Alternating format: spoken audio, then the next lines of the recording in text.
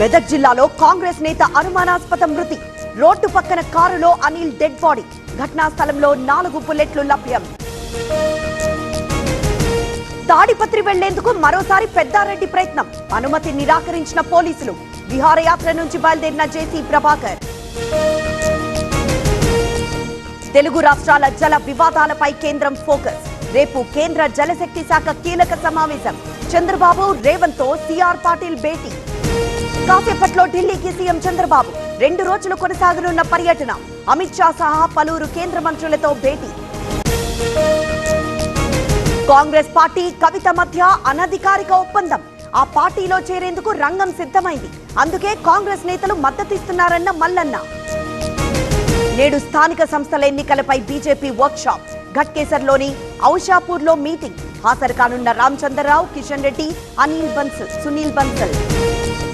కృష్ణా నదిలో ఇసుక తవ్వకాలకు అనుమతి. ఈ happy fathers to be day సందర్భంగా తండ్రి అయ్యే దిశగా అడుగులు వేయండి.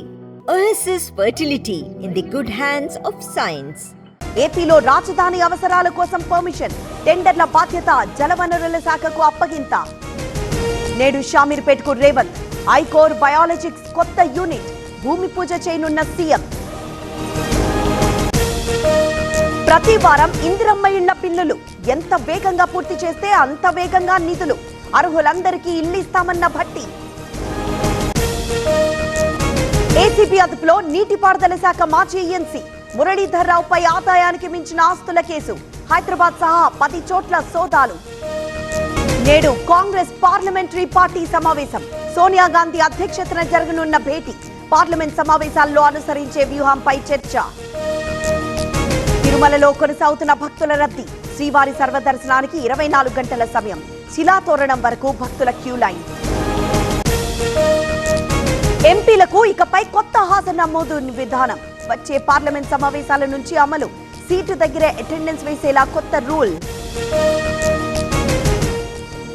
సుంకేశ్ల డ్యామ్ కు కొనసాగుతున్న వరద. 8 గేట్లెత్తి నీటి విడుదల. ఇన్ఫ్లో 34,000 క్యూసెక్కులు.